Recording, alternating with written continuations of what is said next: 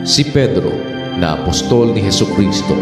sa mga hinirang na nangingibang bayan na nasa pangangalat sa Ponto, Galacia, Cappadocia, Asia at Bithynia. Ayon sa paunang kaalaman ng Diyos Ama, sa pagpabanal ng Espiritu upang magsitalima at mangawisikan ng dugo ni Hesukristo, biyaya at kapayapaan nawa ang sa inyo'y sumagana. Purihin nawa ang Diyos at Ama ng ating Panginoong Hesukristo, na ayon sa kanyang malaking awa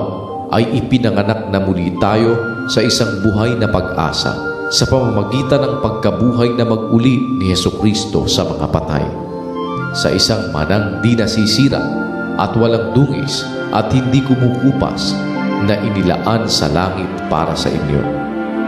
na sa kapangyarihan ng Diyos ay iniingatan sa pamamagitan ng pananampalataya sa ikaliligtas na nahanda upang ihayag sa huling panahon, na ito ang inyong totoong ikinagagalak, bagamat ngayoy sa sandaling panahon, kung kailangan ay pinalumbay kayo sa mulit-muling pagsubok, upang ang pagsubok sa inyong pananampalataya na lalong mahalaga kaysa ginto na nasisira,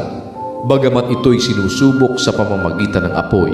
ay masumpungan sa ikapupuri at ikaluluwalhati at ikararangal sa pagpapakahayag ni Hesukristo,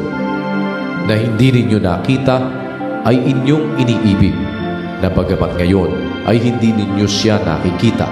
gayon may inyong sinasampalatayanan, na kayo'y nangagagalak na totoo na may galak na di masayod at puspos ng kaluwalhatian, na inyong tinatanggap ang layunin ng inyong pananampalataya, ang pagkaligtas ng inyong mga kaluluwa. Tungkol sa pagkaligtas na ito ay nagsikap at nagsiyasat na maigi ang mga propeta na nangagsikula tungkol sa biyayang dadating sa inyo, na sinisiyasat ang kahulugan kung ano at kailang panahon itinuro ng Espiritu ni Kristo na sumasa kanila,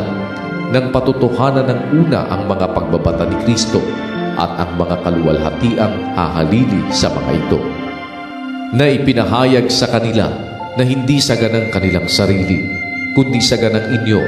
Pinangasiwaan nila ang mga bagay na ito, na ngayon ibinalita sa inyo sa pamamagitan ng mga nagsipangaral sa inyo ng Ebanghelyo, sa pamamagitan ng Espiritu Santo na sinugo mula sa langit, na ang mga bagay na ito'y ninanasang mamasdan ng mga anghel. Kaya't inyong bigkisan ang mga baywang ng inyong pag-iisip,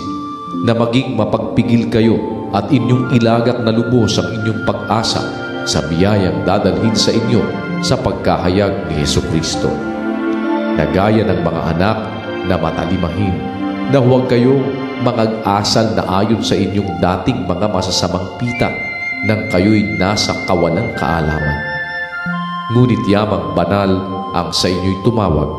ay magpakabanal naman kayo sa lahat ng paraan ng pamumuhay, sapagkat nasusulat, kayo'y magpakabanal sapagkat ako'y banal. At kung inyong tinatawagan na Ama siyang walang itinatanging tao, na humahatol ayon sa gawa ng bawat isa, ay guguli ninyo sa takot ang panahon ng inyong pangingibang bayan, na inyong nalalamang kayo'y tinubos hindi ng mga bagay na nangasisira ng pilak o ginto,